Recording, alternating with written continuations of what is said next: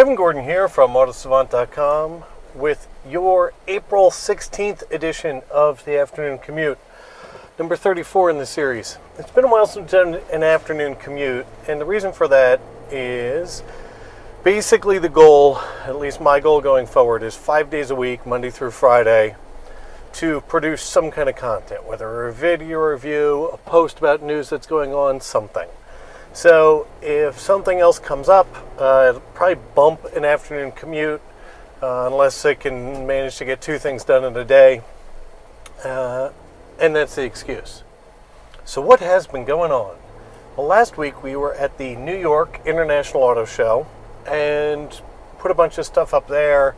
Really, most of the coverage went through Twitter and Instagram and those types of services as it actually happened, because there's such a flood of things that come out from the show almost instantaneously. But the one thing that I didn't mention there, and I don't think has gotten enough mention, is the turbocharged Subaru Legacy is no more for the world. It will either be the naturally aspirated 4-cylinder or the naturally aspirated 6-cylinder, which is a bit of a shame. I actually owned the first of the modern turbocharged Subaru Legacies, the Legacy GT with cloth seats. It was a great car.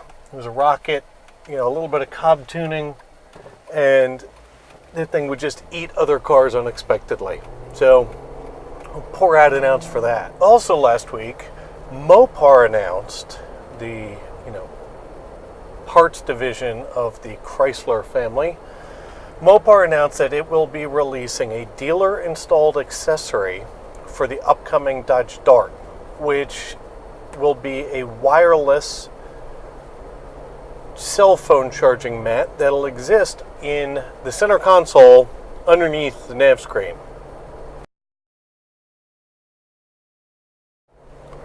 Similar to the power mat that's on sale you can put in your house, it will need a cover to go on your phone. It should be $199 plus the cost of a dealer installation. Still some interesting stuff coming out there. Also, as of today, the Dodge Dart pricing was announced. So the base model will come in under $16,000, and the RT will be in the mid-22s. So look for those to start hitting dealer lots in about 2.5 or 3 months. Lexus, whose Inform system we had a chance to take a look at the New York Auto Show last month, actually, but missed our attention until Motor Authority, I believe, picked it up again today. Give credit where credit's due. So Lexus released an iPhone and an iPad application that's basically an emulator of their in-car infotainment system, the Inform system. It's a pretty genius thing, actually, because it does two things. One, it lets people go and test out your in-car infotainment interface before buying it. And, during a dealer test drive, it's so short and you're sort of focused on driving, you might not spend all that much time on it.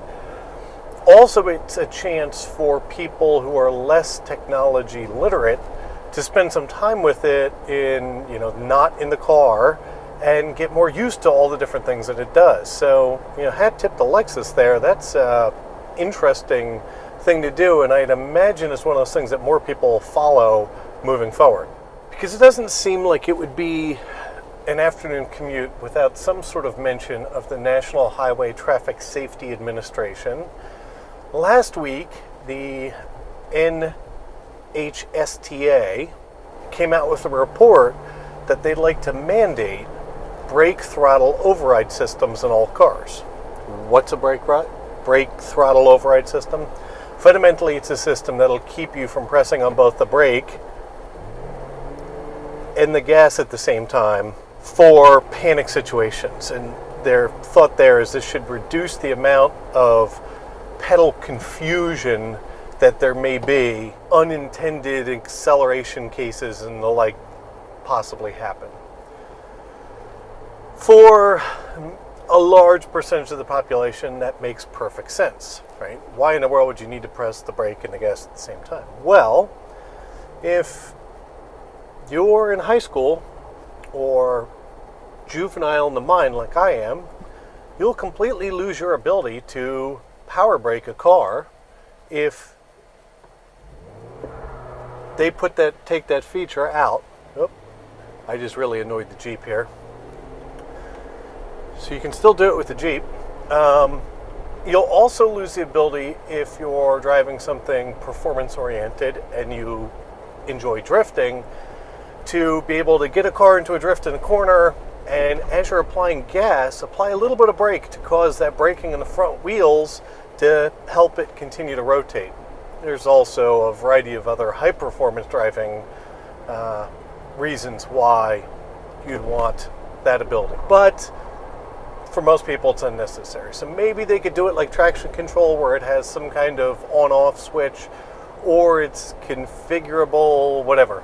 I have to believe that worst cases, the aftermarket through tuners will solve it if you really, really want it to be there.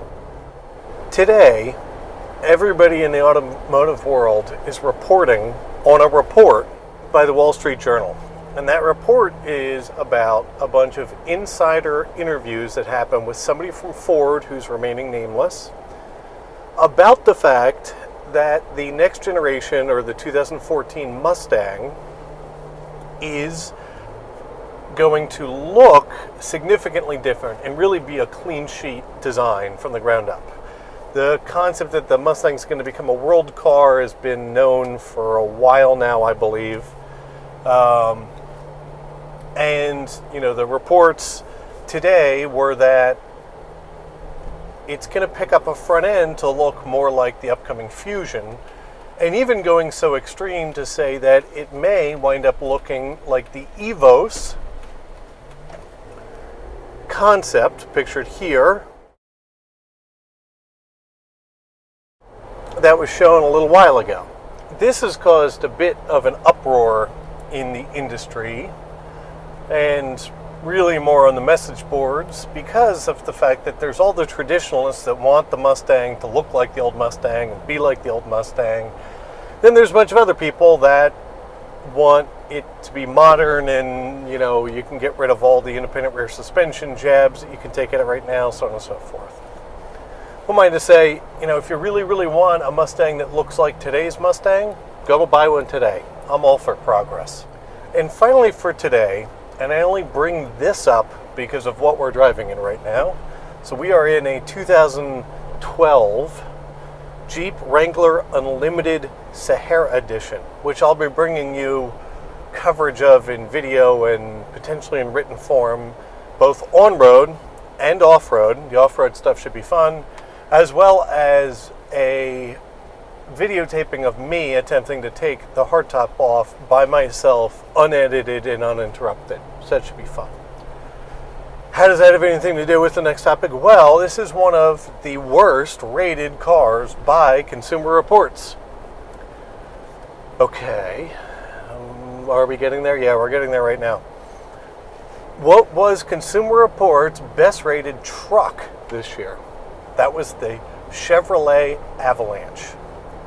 Well, in 2013, the Chevrolet Avalanche will be sunset, as we say in the software industry, or it will be no more. They will stop building it. There's been dwindling sales of the Avalanche. And so they're going to stop building it. Let's face it, crew cab pickup trucks when the Avalanche first came out were not as ubiquitous as they are today. They've become so the Avalanche is going away. That's what I had for today. Kevin Gordon from Autosavant.com with your April 16th edition of the Afternoon Commute. Look forward to talking to you guys soon.